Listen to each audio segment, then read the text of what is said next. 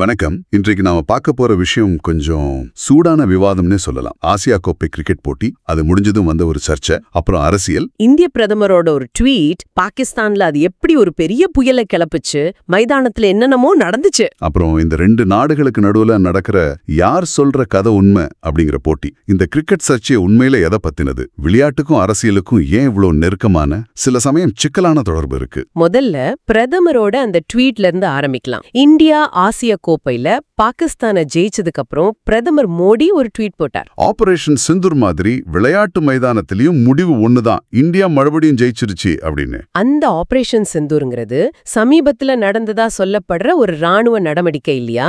அத கிரிக்கெட் வெற்றியோட ஒப்பிட்டது பாகிஸ்தான்ல பெரிய கோபத்தை உண்டாக்கி இருக்குன்னு இந்த ஆதாரம் சொல்லுது. பாகிஸ்தான் தரப்புல இருந்து எதிர்வினை எப்படி இருந்துச்சு? ரொம்ப வலுவா இருந்துச்சு. சும்மா அமைச்சர்கள் மட்டும் இல்ல, பாகிஸ்தான் கிரிக்கெட் போர்டு, அதாவது பிசிபியோட தலைவர் மொஹ்சின் நக்வி, அவரே களத்துல இறங்கிட்டாரு. பாகிஸ்தானோட உள்துறை அமைச்சரும் அவர்தானே. அதனால இது வெறும் ஸ்போர்ட்ஸ் விஷயம் இல்லன்னு நல்லா தெரியுது. அவரோட ட்வீட் என்னன்னா, போர் தான் பெருமைனா வரலாற்ற பாருங்க, இந்தியா பாகிஸ்தான் கிட்ட கேவலமா தோத்துருக்கு அப்படின்னு போட்டிருக்காரு. அவர் பாகிஸ்தான் ஸ்கூல் புக்ல இருக்கிற வரலாற்று சொல்றாரா? ஏன்னா 1971 போர்ல இந்தியா ஜெயிச்சு பங்களாதேஷ் உருவாக காரணமா இருந்துச்சு. ஆனா அவங்க நாட்டுல வேற மாதிரி சொல்லி கொடுக்கறாங்களோ? இதுவே ஒரு பெரிய கதை சொல்லல் பிரச்சனை மாதிரி தெரியுது. கண்டிப்பா. அடுத்ததா மைதானத்துல நடந்த விஷயங்கள். பாகிஸ்தான் வீரர்கள் சிலர் ஆட்டம் நடக்கும்போது மிலிட்டரி வீரர்கள் மாதிரி சைகைகள் செஞ்சாங்களாம். இது ஒருவேளை அவங்க சில இந்திய விமானங்களை சுட்டு வீழ்த்தணும்னு ஒரு கதை சொல்றாங்களே, அதை ஞாபகப்படுத்துற மாதிரி இருக்கலாம்னு ஒரு ஊகம். அவங்க சொல்றத அவங்களே நம்புறாங்கன்னு இந்த ஆதாரம் சொல்லுது. இதுக்கு இந்திய வீரர்கள் தரப்புல இருந்து ரியாக்ஷன்? ஃபைனல்ஸ்ல இந்திய வீரர்களும் பதிலுக்கு அதே மாதிரி சைகைகள் செய்ய ஆரம்பிச்சாங்கன்னு சொல்றாங்க. கொஞ்ச நாளைக்கு முன்னாடி பாகிஸ்தான்ல நம்ம பிரம்மோஸ் ஏவுகணை தவறுதலா விழுந்துச்சே, அதை ஞாபகப்படுத்துற மாதிரி செஞ்சாங்களோ என்னவோ. அதாவது களத்திலேயே ஒரு டிட் ஃபார் டாட் மாதிரி. அப்போ பாகிஸ்தானுக்கு இது வெறும் மேட்ச் இல்ல, ஒரு போர் மாதிரி ஃபீல் பண்றாங்களா? அந்த மனநிலை தான் இந்த மாதிரி சைகைகளுக்கு காரணம்னு வாதிடுது. சைகைகள் ஒரு பக்கம், ஆனா கோப்பையை வச்சே ஒரு சர்ச்சைன்னு சொன்னீங்களே, அது என்ன? இந்திய வீரர்கள் வந்துட்டு பாகிஸ்தான் வீரர்கள் கூடவும் அவங்க அதிகாரிகள் கூடவும் கைக்குலுக்க மறுத்துட்டாங்கன்னு சொல்றாங்க. கோபமான பிசிபி தலைவர் மொஹ்சின் நக்வி என்ன பண்ணிருக்காரு தெரியுமா?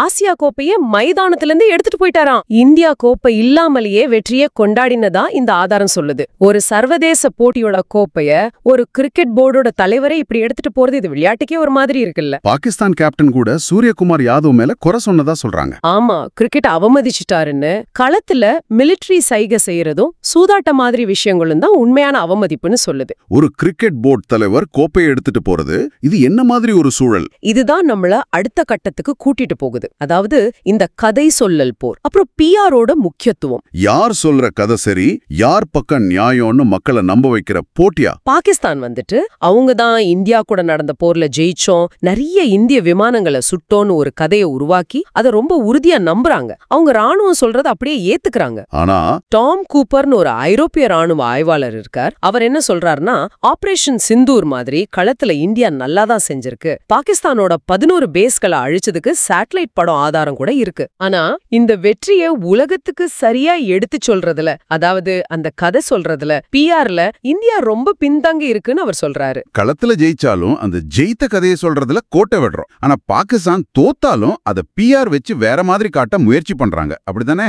அதேதான். அப்போ யாரு ஜெயிச்சாங்கங்கறத விட யாரு நல்லா கதை சொல்றாங்கங்கிறது முக்கியமாயிடுது இல்லையா? பிஆர்ங்கிறது ஒரு நாடு அவங்களோட செயல்களை நியாயப்படுத்தி மக்கள் கிட்டையும் உலக கிட்டையும் நல்ல பேர் வாங்குற டெக்னிக். இதுல பாகிஸ்தான் திறமையா இருக்காங்கன்னு இந்த மூலம் சொல்லுது. இப்ப புரியுது பிரதமர் மோடியோட ட்வீட் ஏன் அவ்வளவு தாக்கத்தை ஏற்படுத்துச்சுன்னு. அது பாகிஸ்தானோட இந்த கதை சொல்லைய நேரடி அட்டாக் பண்ணிருக்கு. அதுவும் கிரிக்கெட்ல தோத்த சமயத்துல வந்தது அவங்களுக்கு இன்னும் எரிச்சலை கொடுத்திருக்கும். இந்தியா சரியான டைமுக்கு வெயிட் பண்ணி அவங்க மைதான சைகைகளுக்கு அரசியல் ரீதியா ஒரு பதிலடி கொடுத்திருக்குன்னு இந்த மூலம் நினைக்குது. அப்போ இனிமே இந்தியா என்ன செய்யணும்னு டாம் கூப்பர் மாதிரி ஆட்கள் சொல்றத கேட்கணுமா? கண்டிப்பா கேட்கணும். அதை உதாசீனப்படுத்த கூடாதுன்னு சொல்லுது. பிஆர் கதை சொல்லல் இதுல இந்தியா இன்னும் நிறைய கவனம் செலுத்தணும்னு வலியுறுத்துது. ஆனா இதுல ஒரு சிக்கல் இருக்கு.